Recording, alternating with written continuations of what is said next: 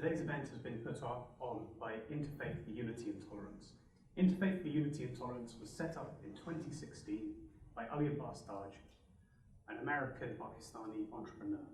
Its aims are to alter the discourse around faith-based militancy and violence, to make better policy as a result of that altered discourse, and to galvanize the international community to do as much as possible to help those who are suffering from the results of that violence.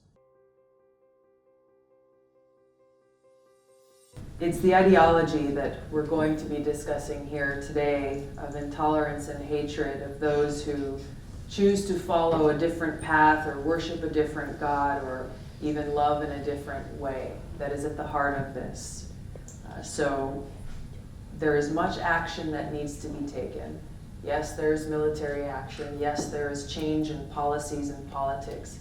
But there's also action that must be taken to defeat this exclusivist ideology that is driving these terrorist groups like Al-Qaeda and ISIS to conduct their vicious and horrific attacks.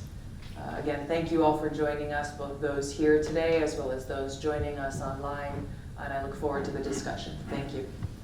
Thank you very much. So exactly along the same lines which Representative Tulsi Gabbard is currently pursuing in Congress, we thought that there is a need for a clear discourse and there is a need for clear identification and engagement with the sources of terror. And that's how this book's project came into being. This unprecedented piece of legislation based on hatred and exclusion was a natural corollary of the politics of Deoband since the 19th century. However, this did not stop here. In 1985, the Spy Sahaba Pakistan was formed, which advocated killing the Shia community because of what Spy Sahaba leaders considered to be their un-Islamic practices. Pakistani politics has since been unable to get rid of the menace of sectarianism.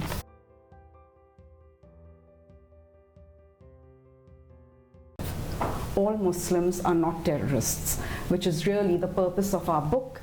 And while it's not a red book, we hope that it will become a manual for being a blue book and, exploding a number of myths that are there.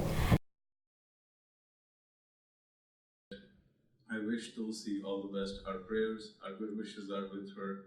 I hope she continues to lead the discourse which will bring peace to the world.